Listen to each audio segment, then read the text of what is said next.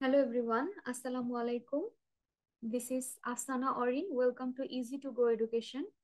আজকে আমরা বিজ্ঞান অনুসন্ধানী পাঠ নবম শ্রেণীর অধ্যায় 9 নিয়ে আলোচনা করব। অধ্যায় 9 মূলত জৈব অণু সম্পর্কিত এবং এই অধ্যায়ের নিচে বিষয়গুলো আলোচনা করা হয়েছে, যেমন জৈব অণু কি, প্রধান প্রধান জৈব অণু, carbohydrate, nucleic acid, protein, lipid এবং জৈব অণুসমূহের পারস্পরিক সম্পর্ক। তো চলো আমরা টপিকগুলো নিয়ে আলোচনা শুরু করি। প্রথমত, এখানে বলা আছে জৈব অণু বা বায়োমলিকুল কি। তার আগে আমাদের কিছু বেসিক চিন্তা ভাবনা নিয়ে আমরা কথা বলি, যেমন উদ্ভিদ ও প্রাণীর যে সহাবস্থানে আমাদের এই সুন্দর জীবজগৎ গঠিত হয়েছে। তোমাদের নিশ্চয়ই এ ব্যাপারে জানতে ইচ্ছা করে যে আসলে কোথা থেকে এদের সবার উৎপত্তি হয়েছে, তারপরে সব প্রাণী কি একই জিনিস দিয়ে তৈরি কিনা, বা উদ্ভিদ এবং প্রাণীর মধ্যে কি কোনো উৎপত্তিগত পার্থক্য রয়েছে কিনা। আবার মানুষ সবুজ শাকসবজি খেতে পারে, কিন্তু আবার ঘাস কেন হজম করতে পারে না, অথচ গরুর প্রধান খাদ্যই হচ্ছে ঘাস। তার মানে সব উদ্ভিদ ও প্রাণী নিশ্চয়ই গঠনগত কিছু পার্থক্য রয়েছে যা তাদেরকে আলাদা করে। সাধারণত জীবদেহ গঠনে অসংখ্য অণু প্রত্যক্ষভাবে জড়িত থাকে। এগুলোই হচ্ছে জৈব অণু। এখন জৈব অণু সম্পর্কে তোমাদের আমি আরো কিছু ক্লিয়ার ধারণা দেওয়ার জন্য বিস্তারিত আলোচনা করছি। জীবদেহের গঠনে যে সকল অণু প্রত্যক্ষভাবে পাওয়া যায় তাদেরকেই বলা হয় জৈব অণু বা বায়োমলিকিউল। এই সকল অণুতে 25টিরও বেশি মৌলিক পদার্থ পাওয়া যায়। সো এই 25টি থেকে তাহলে আরো অনেকগুলো পদার্থ তৈরি হওয়া সম্ভব, কিন্তু 25টি হচ্ছে মৌলিক পদার্থ। এর ভেতরে আবার 6টি মৌলিক পদার্থকে জৈব অণুর সাধারণ অণু হিসেবে বা সাধারণ উপাদান হিসেবে বিবেচনা করা হয়। এই সকল মৌলিক পদার্থের ইংরেজি বানানের আদ্যাক্ষর নিয়ে যে শব্দ সংক্ষেপ তৈরি করা হয় তা হলো কার্বন, এই যে CHNOPS, carbon, hydrogen, nitrogen, oxygen এবং ফসফরাস অ্যান্ড সালফার।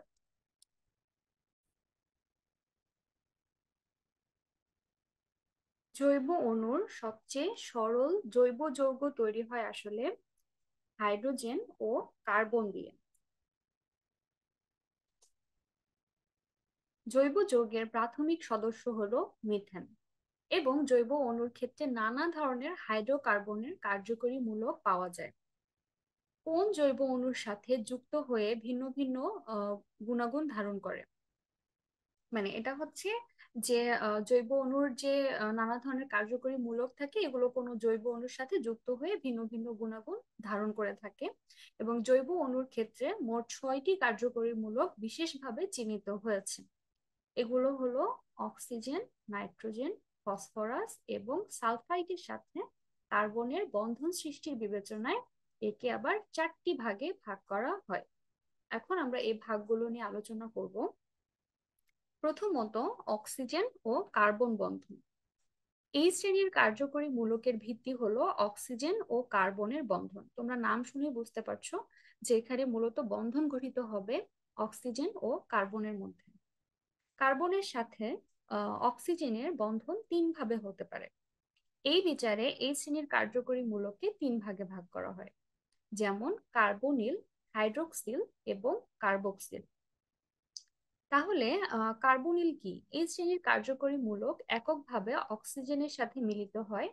এই ক্ষেত্রে অক্সিজেন দুটি বাহু, কার্বনের দুটি বাহুকে আহ মানে বন্ধনে আবদ্ধিত হয় আর কি। রসায়ন বিজ্ঞানে এর প্রতীক ব্যবহার করা হয় C+O।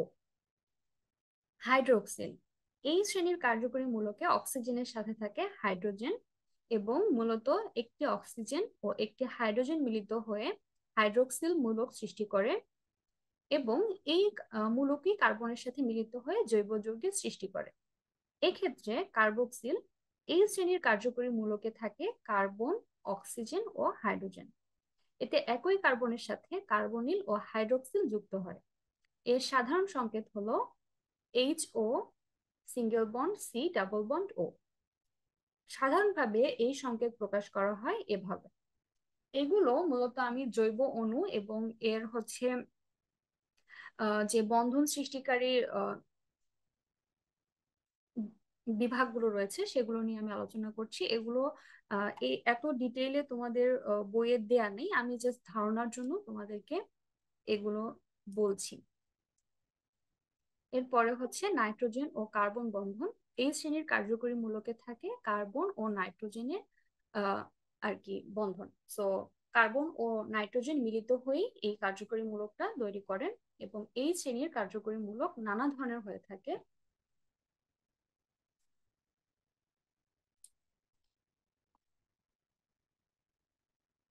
এই ক্ষেত্রে অ্যামিনো মূলকটি আলফা কার্বনের সাথে যুক্ত হওয়ার সূত্রে যে জৈব অণু সৃষ্টি করে, সে কার্যকরী মূলকের বিচারে তাকে অ্যামিনো বলা হয়। আবার সালফার ও কার্বন বন্ধন, এই শ্রেণীর কার্যমূলক তৈরি করা হয় সালফার বা গন্ধকের সাথে কার্বনের বন্ধন। গন্ধকের যোজ্যতা 2 বা 6। এই মূলকের সাধারণ সংকেত SH এর সালফার কার্বনের সাথে যুক্ত হয়ে জৈব অণু তৈরি করে। জৈব অণুর বিচারে এই কার্যকরী মূলকের সাধারণ পরিচয় দেওয়া হয় সালহাইড্রিল। ফসফরাস ও কার্বন বন্ধন, এই শ্রেণীর কার্যকরী মূলক তৈরি হয় কার্বনের সাথে ফসফরাসের বন্ধনে, এবং ফসফেটের যোজ্যতা 5। অক্সিজেনের সাথে ফসফরাসের বন্ধনে তৈরি হয় ফসফেট। এই ফসফেটের ফসফরাসের সাথে কার্বনের সংযোগ ঘটে।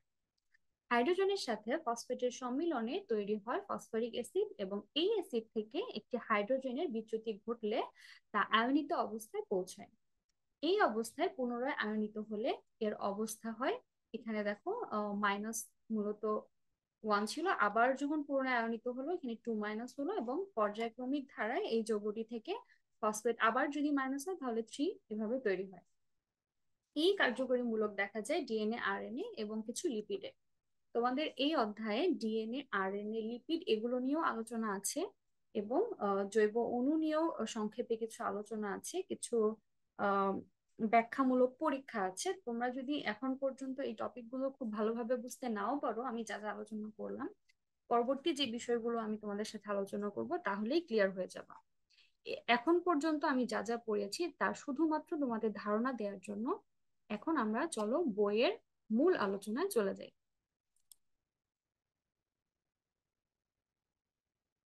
এইখানে তোমরা একটা পরীক্ষা দেখতে পাচ্ছ। সেই পরীক্ষাটার তোমাদের এখন আমি ব্যাখ্যা করছি। তোমরা এখানে দেখতে পাচ্ছ যে এখানে আহ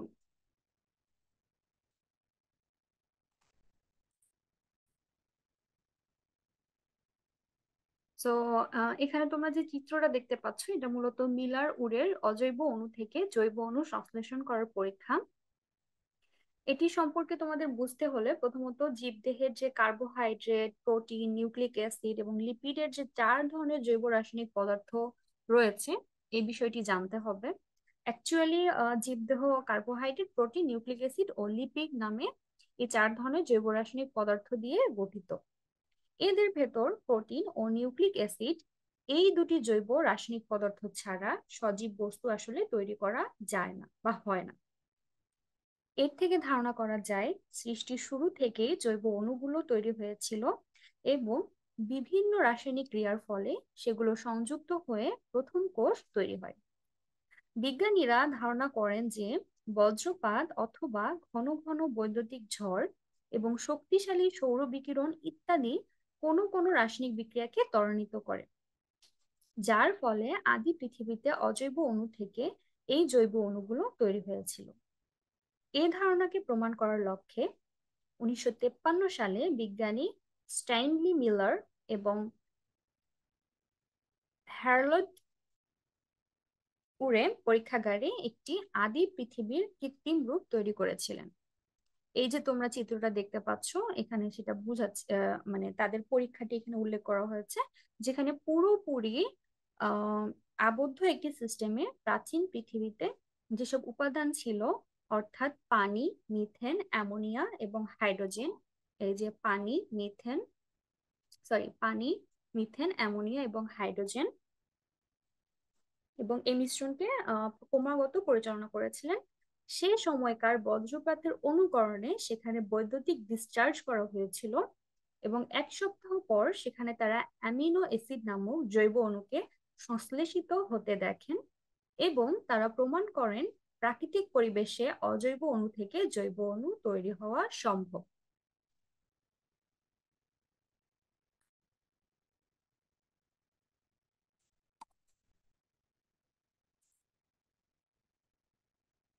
জীবদেহের মূল উপাদান কার্বোহাইড্রেট, প্রোটিন, নিউক্লিক অ্যাসিড ও লিপিড যে জৈব রাসায়নিক পদার্থ দিয়ে তৈরি হয় তাদেরকে কোষের জীবজ পলিমার বলে। আমি যে 4 ধরনের মূল উপাদান বললাম এগুলোকে একত্রিত কোষের জীবজ পলিমার বলে। যেমন কার্বোহাইড্রেট সরল সুগারের, প্রোটিন অ্যামিনো অ্যাসিডের, নিউক্লিক অ্যাসিড মনোনিউক্লিওটাইডের এবং লিপিড ফ্যাটি অ্যাসিডের জীবজ পলিমার। আমরা এই 4 ধরনের জৈব অণু সম্পর্কে একে একে আলোচনা করব এবং বিস্তারিতভাবে বিষয়গুলো ফুটিয়ে তোলার চেষ্টা করব। প্রথমত আসি কার্বোহাইড্রেট। কার্বোহাইড্রেটের আরেকটি নাম হচ্ছে শর্করা। সো প্রথমে তোমাদের জানতে হবে যে কার্বোহাইড্রেট আসলে কি। কার্বোহাইড্রেট বা শর্করা হলো কার্বন, অক্সিজেন ও হাইড্রোজেন দ্বারা তৈরি এমন একটি জৈব যৌগ যা আমাদের শরীরে শক্তি উৎপাদন করে ও ভবিষ্যতে ব্যবহারের জন্য চর্বি আকারে জমা থাকে এবং শরীরে নানাবিধ গঠনমূলক কাজে অংশগ্রহণ করে।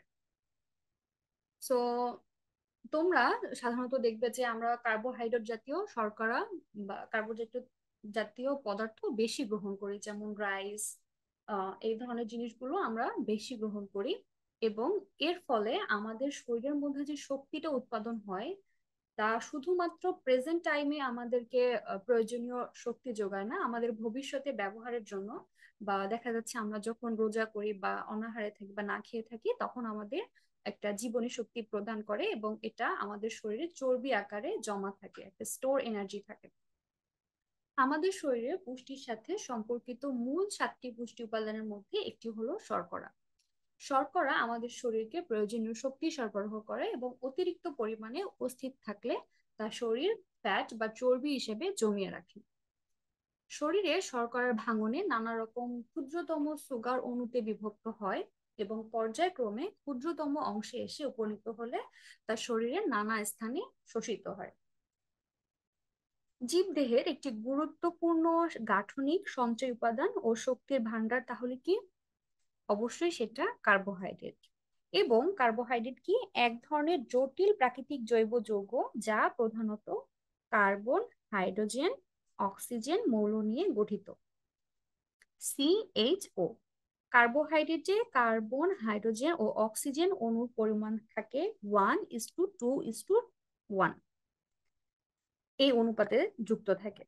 উদ্ভিদের সবুজ অংশে সালোকসংশ্লেষণ প্রক্রিয়ায় সূর্যালোকের উপস্থিতিতে ও ক্লোরোফিলের সহায়তায় কার্বন ডাই অক্সাইড ও পানি থেকে কার্বোহাইড্রেট তৈরি হয়।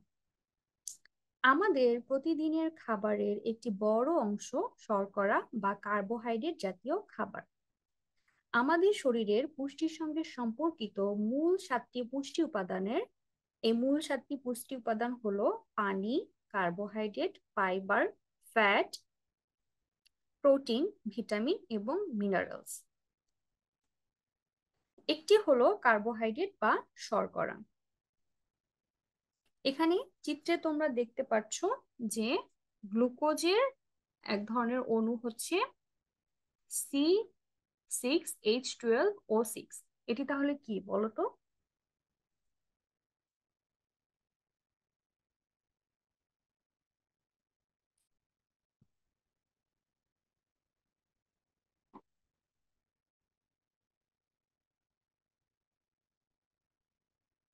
এটি এক ধরনের কার্বোহাইড্রেট, স্বাদের মিষ্টি, দানাদার এবং পানিতে অদ্রবণীয়, যেটি সুগার নামে পরিচিত। গ্লুকোজ সুগারের একটি উদাহরণ। অন্যটি স্টার্চ, যেটি কিনা মিষ্টি নয়, অদানাদার এবং পানিতে অদ্রবণীয়। আমাদের পরিচিত উদ্ভিদ থেকে পাওয়া চাল, ময়দা, আলু ইত্যাদিতে প্রচুর পরিমাণে স্টার্চ পাওয়া যায়। কার্বোহাইড্রেটের আণবিক গঠন এবং আণবিক ওজন ও রাসায়নিক ধর্মের ভিত্তিতে কয়েকটি ভাগে ভাগ করা যায়। এদের ভেতরে সবচেয়ে গুরুত্ব এবং সরলতম এককের নাম হচ্ছে মনোস্যাকারাইড। এটি অন্যান্য জটিল কার্বোহাইড্রেট তৈরির গাঠনিক একক হিসেবে কাজ করে। এদের সাধারণ সংকেত হলো CnH2nOn। এদের অণুতে কার্বন পরমাণুর সংখ্যা 5টি হলে তাকে পেন্টোজ সুগার বলা হয়। চিত্রে এখানে তোমরা দুটো পেন্টোজ সুগারের অণু দেখতে পাচ্ছ। এর একটি ডিঅক্সিরাইবোজ সুগার এবং অন্যটি রাইবোজ সুগার। রাইবোজ এবং ডিঅক্সিরাইবোজ সুগার গঠনগত দিক থেকে একই, কিন্তু পার্থক্য শুধু এই যে ডিঅক্সিরাইবোজ সুগারের কোনো মানে সুগারের একটি কার্বনে হচ্ছে অক্সিজেন নেই। তোমরা নিউক্লিক অ্যাসিড পড়ার সময় দেখতে পাবে এই পেন্টোজ সুগারের জীব জগতের অত্যন্ত গুরুত্বপূর্ণ জৈবিক অণু নিউক্লিক অ্যাসিডের একটি অন্যতম প্রধান উপাদান।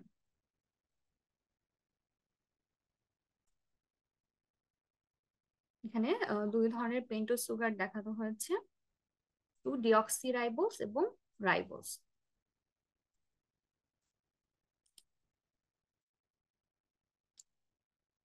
কার্বোহাইড্রেটের কিছু শরীরবৃত্তীয় ভূমিকা রয়েছে। সেগুলো হলো, কার্বোহাইড্রেট শরীরের শক্তি সরবরাহের প্রধান উৎস। আমরা মূলত যে খাদ্যটা গ্রহণ করি সেখানে কিন্তু কার্বোহাইড্রেট বা নর্মালি ভাতের পরিমাণটা বেশি থাকে, এবং অন্যান্য খাবার মানে খাদ্য উপাদানগুলো তুলনামূলক একটু কম থাকে। সো আমাদের শরীরের শক্তি সরবরাহের প্রধান উৎস হিসেবে আমরা কার্বোহাইড্রেট বা রাইস জাতীয় খাবার গ্রহণ করি, এবং খাদ্য হিসেবে কার্বোহাইড্রেট গ্রহণ করা হলে সেটি ভেঙে গ্লুকোজে রূপান্তরিত হয়, এবং বেশিরভাগ কোষ শক্তির জন্য এই গ্লুকোজ ব্যবহার করে থাকে, অথবা ভবিষ্যতে ব্যবহারের জন্য যকৃত ও পেশিতে গ্লাইকোজেন হিসেবে সঞ্চিত থাকে। আমাদের শরীরের এই কার্বোহাইড্রেট যেই শক্তিটা সরবরাহ করছে, এটা আমাদের শরীরের কোন অংশে গিয়ে সঞ্চিত থাকে, সেটা হলো যকৃত ও পেশিতে। কার্বোহাইড্রেট থেকে পাওয়া গ্লুকোজ মস্তিষ্ক ও কেন্দ্রীয় স্নায়ুতন্ত্রের একমাত্র শক্তি সরবরাহকারী হিসেবে কাজ করে। খুবই ইম্পর্টেন্ট বিষয়, যেটা হচ্ছে আমাদের মস্তিষ্ক এবং কেন্দ্রীয় স্নায়ুতন্ত্রকে সচল রাখার জন্য, সঠিকভাবে কাজ করার জন্য, এবং এগুলোকে হচ্ছে শক্তি সরবরাহ করার জন্য আমাদের কার্বোহাইড্রেট এক মানে মেইন ভূমিকা পালন করে থাকে। কার্বোহাইড্রেট শরীরের পেশিতে শক্তি সরবরাহ করে থাকে, এবং এটা কিন্তু পেশিতে সঞ্চিতও থাকে, এবং গ্লাইকোজেন হৃৎপেশির শক্তির অন্যতম প্রধান উৎস। যেমন 3 ধরনের পেশি রয়েছে: ঐচ্ছিক পেশি, অনৈচ্ছিক পেশি, হৃৎপেশি। এই সকল পেশির মধ্যে হৃৎ পেশিটাও কিন্তু বাদ যাবে না। হৃৎপেশির শক্তিরও অন্যতম প্রধান উৎস হচ্ছে এই কার্বোহাইড্রেট। প্রোটিনকে যেন তার নির্ধারিত গুরুত্বপূর্ণ শরীরবৃত্তীয় কাজ থেকে বিরত থেকে শক্তিতে রূপান্তরিত হতে না হয়, কার্বোহাইড্রেট তার নিশ্চয়তা প্রদান করে। এই যে বিভিন্ন খাদ্য উপাদানগুলো রয়েছে, এক একটি খাদ্য উপাদান আমাদের শরীরের এক একটি শরীরবৃত্তীয় কাজে অংশগ্রহণ করে থাকে। কার্বোহাইড্রেট এখানে প্রোটিনকে হেল্প করছে, যেন প্রোটিন তার নির্ধারিত গুরুত্বপূর্ণ শরীরবৃত্তীয় কাজ থেকে বিরত থেকে শক্তিতে রূপান্তরিত হতে না হয়, এবং কার্বোহাইড্রেট সেটা তার নিশ্চয়তা প্রদান করছে।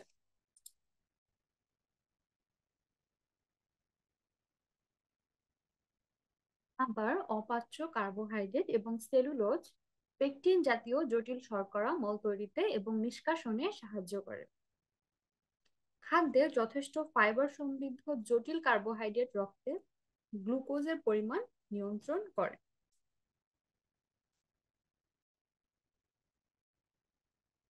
এখন আমরা জানবো কার্বোহাইড্রেটের কাজ কি। আমরা এর আগেও কিছু কাজ দেখেছি, এছাড়াও আমরা হচ্ছে তাদের ভূমিকাটা দেখলাম, এবং কাজগুলো একই সাথে মানে একই রকম আর কি। দুটো বিষয়, ওটা বুঝলে এটা তোমাদের জন্য ইজি হবে।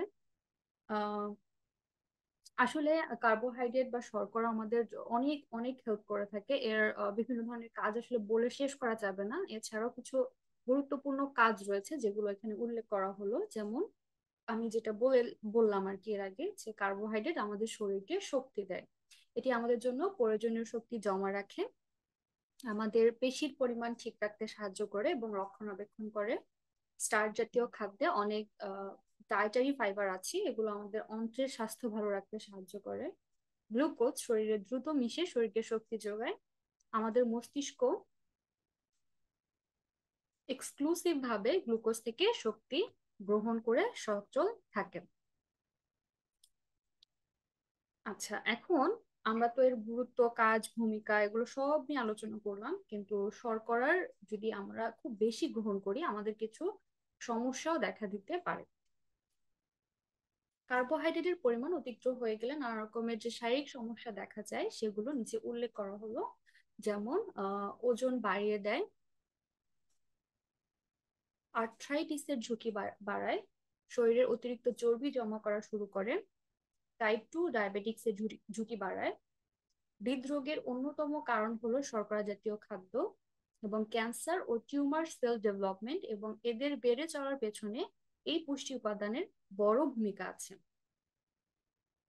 ক্যান্সার এবং টিউমার সেল আমরা জানি মাইটোসিস কোষ বিভাজনের মাধ্যমে এগুলো হচ্ছে কোষের বৃদ্ধি ঘটায়, এবং এদের যে প্রয়োজনীয় পুষ্টি উপাদানের প্রয়োজন হয় কোষ বিভাজনের ক্ষেত্রে, সেগুলো কিন্তু শর্করা জাতীয় খাদ্য তাদেরকে মানে এই পুষ্টি উপাদানগুলো সরবরাহ করার মাধ্যমে এগুলো ডেভেলপমেন্টে একটা বড় ভূমিকা রাখছে।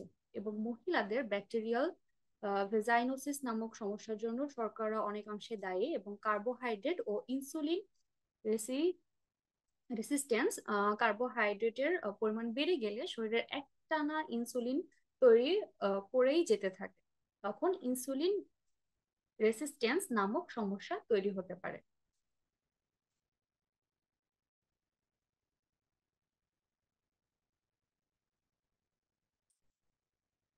Nucleic acid. নিউক্লিক অ্যাসিড আসলে বৃহৎ জৈব অণু যা প্রত্যেক জীবের জন্য অপরিহার্য। নিউক্লিয়াসের ক্রোমোজোম ও রাইবোজোমে যে অণু থাকে তাকে মূলত নিউক্লিক অ্যাসিড বলা হয়। নিউক্লিয়াস ও রাইবোজোম ছাড়াও মাইটোকন্ড্রিয়া ও প্লাস্টিডেও কিন্তু নিউক্লিক অ্যাসিড থাকে। তাহলে নিউক্লিক অ্যাসিডের আবাসস্থল বা কোথায় থাকে এগুলো? এগুলো হচ্ছে নিউক্লিয়াসের যে ক্রোমোজোম এবং রাইবোজোমে যে অণু থাকে সেগুলোই নিউক্লিক অ্যাসিড, এবং এগুলো নিউক্লিয়াস ও রাইবোজোম ছাড়াও আমরা দেখতে পাই হচ্ছে মাইক্রোকন্ড্রিয়া, প্লাস্টিড এগুলোতে।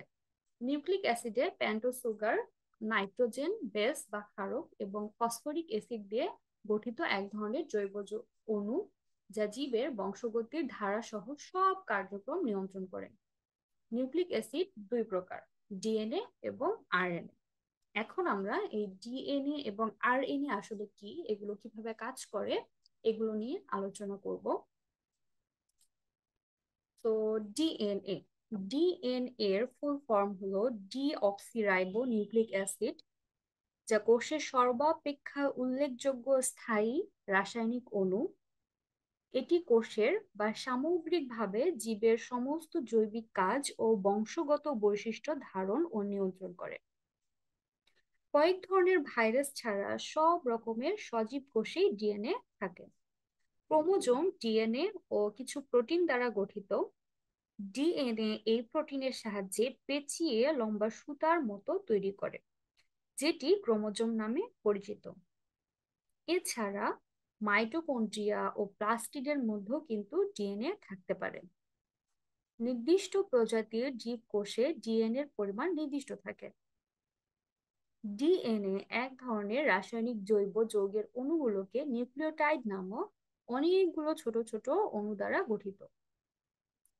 তোমরা একটা ডিএনএর গঠন দেখার জন্য চিত্র এখানে দেখতে পারো। সেটা হচ্ছে, এখানে দেখা যাচ্ছে প্রতিটি নিউক্লিওটাইড একটি পেন্টোজ সুগার, একটি ফসফেট গ্রুপ এবং একটি নাইট্রোজেন ক্ষারক বা বেস দিয়ে গঠিত। নিউক্লিক অ্যাসিডে দু ধরনের পেন্টোজ সুগার থাকে, এর একটি রাইবোজ সুগার এবং অন্যটি ডিঅক্সিরাইবোজ সুগার। ডিএনএ এর পেন্টোজ সুগার হচ্ছে ডি অক্সিরাইবোজ সুগার, এবং ডিএনএ এর 4টি নাইট্রোজেন বেস হচ্ছে অ্যাডেনিন, গুয়ানিন, সাইটোসিন ও থাইমিন, যেগুলোকে ATCG, এ দিয়ে অ্যাডেনিন, টি দিয়ে থাইমিন, সি দিয়ে সাইটোসিন এবং জি দিয়ে গুয়ানিনকে প্রকাশ করা হচ্ছে। ডিএনএ এর দুই সূত্র বিশিষ্ট অসংখ্য নিউক্লিওটাইডের একটি সর্পিরাকার গঠন এর একটি সূত্র অণুটির পরিপূরক, এবং ডিএনএ অণুর দুটি ডিএনএ সূত্র বা স্ট্র্যান্ড একে অপরের চারপাশে পেঁচিয়ে একটি সর্পিল আকৃতি তৈরি করে, যাকে ডাবল হেলিক্স গঠন বলা হয়। এই কোশ্চেনটি কিন্তু প্রায়শই পরীক্ষায় আসে, যে ডিএনএ ডাবল হেলিক্স গঠন সম্পর্কে আলোচনা করতে বলা হয়, এবং বিজ্ঞানী ওয়াটসন ও ক্রিক 1953 সালে ডিএনএর এর ভৌত ও রাসায়নিক গঠন সম্পর্কে ডিএনএ ডাবল হেলিক্স মডেল প্রস্তাব করেন, যা তাদেরকে 1963 সালে, অর্থাৎ 10 সাল পরে, নোবেল পুরস্কার এনে দেয়। এই যে দুই পাশের সূত্র তৈরি হয় সুগার এবং ফসফেটের পর্যায়ক্রমিক সংযুক্তির মাধ্যমে, এখানে তোমরা সেটা দেখতে পাচ্ছ, এবং এইখানে এই এক প্যাচে 10টি করে নিউক্লিওটাইড থাকে, যেটা হচ্ছে 3.4 ন্যানোমিটার যেটা ডিস্টেন্স, এবং এই যে একটা গভীর খাঁজ তোমরা দেখতে পাচ্ছ, এটাকে গভীর খাঁজ বলা হয়, এবং এর মাঝে দেখবা একটা করে ছোট খাঁজ আছে, এটা আবার অগভীর খাঁজ। প্রত্যেকটার এখানে পরিমাপ দেয়া আছে, এবং ডিএনএ দ্বিসূত্রকের বিন্যাস পেঁচানো সিঁড়ির মতো, একে বলা হয় ডাবল হেলিক্স। এটা একটা পেঁচানো সিঁড়ির মতো দেখতে পাচ্ছ তোমরা, এজন্য একে বলা হয় ডাবল হেলিক্স। এখানে একটা নিউক্লিওটাইডের চিত্র দেয়া আছে পেন্টোজ সুগারের সাথে, এবং পরস্পর এই এই সূত্র দুটি পরস্পর বিপরীতমুখী হয়ে পাশাপাশি অবস্থান করে। এখানে অ্যাডেনিনের সাথে থায়ামিন, গুয়ানিনের সাথে সাইটোসিন, থায়ামিনের সাথে অ্যাডেনিন, অ্যাডেনিনের সাথে আবার থায়ামিন, সাইটোসিনের সাথে গুয়ানিন, গুয়ানিনের সাথে সাইটোসিন, এভাবে একে অপরের সাথে পাশাপাশি অবস্থান করতেছে, এবং এটা একটা নাইট্রোজেন বেস তৈরি করতেছে, যা হচ্ছে পিউরিন এবং পাইরিমিডিন। এবং এই টোটাল চিত্রটা হচ্ছে ডিএনএ বা ডিঅক্সিরাইবো নিউক্লিক অ্যাসিডের একটা গঠন।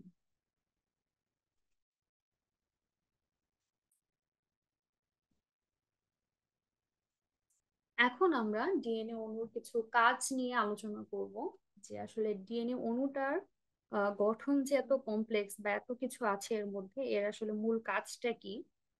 এটা হচ্ছে জীবের সব বৈশিষ্ট্য ধারণ করে এবং নিয়ন্ত্রণ করে। একটা জীবের ক্যারেক্টারিস্টিক্স কিরকম হবে এবং এগুলো মানে কিভাবে পরিচালিত হবে, সেটা সম্পূর্ণ নিয়ন্ত্রণ করে হচ্ছে ডিএনএ। এবং এটা হচ্ছে আমি এর আগে যেটা বললাম, যে এটা হচ্ছে ক্রোমোজোমের একটা গাঠনিক উপাদান হিসেবে কাজ করে, এবং বংশগতির আণবিক ভিত্তি হিসেবে কাজ করে। জীবের সব শরীর তাত্ত্বীয় এবং জৈবিক কাজগুলোর নিয়ন্ত্রক হিসেবেও কাজ করে, এবং ডিএনএর কাঠামোর গোলযোগ সৃষ্টি হলে নিজেই সেটা সংশোধন করে,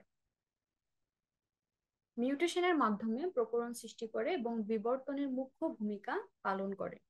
সো ডিএনএ কিন্তু এখানে অনেক কিছু ইম্পর্টেন্ট কাজ রয়েছে, যেটা কিনা জীবের শারীরতাত্ত্বিক এবং জৈবিক কাজগুলোকে খুবই ভালোভাবে সম্পাদনের জন্য আহ, কাজ করে থাকে আর কি। এবং মূল যে বিষয়টা, যে জীবের বৈশিষ্ট্য ধারণ এবং নিয়ন্ত্রণ, এবং বংশগতির আণবিক ভিত্তি, এই দুটো জিনিস মূলত ডিএনএ এর প্রধান কাজ হিসেবে বিবেচ্য হয়। এখন আমরা আলোচনা করব আরএনএ নিয়ে।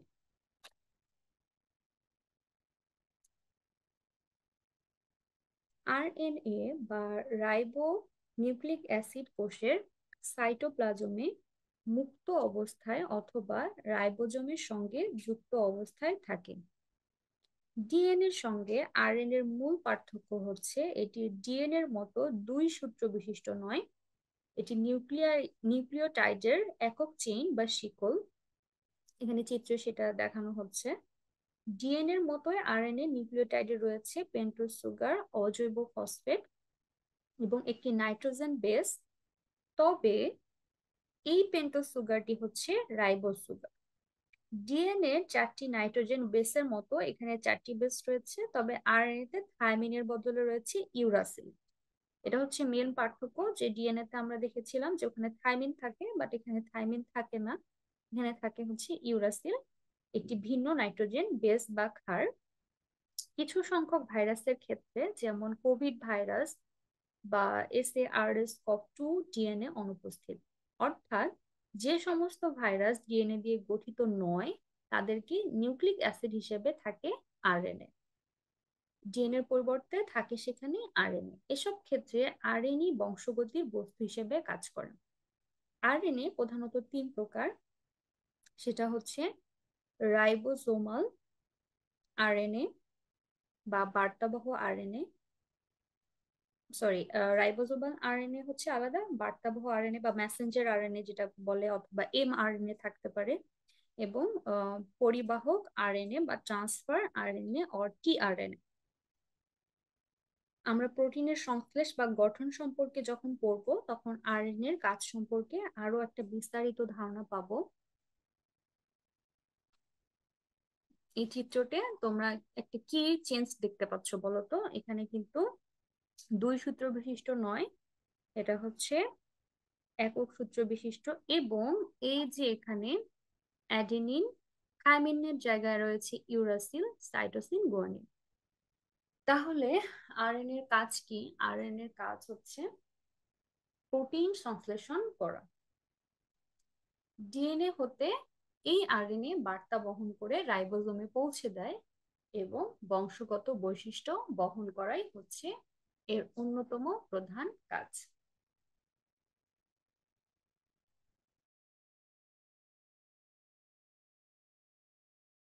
তো আজকের আলোচনা আমরা এখানেই শেষ করছি।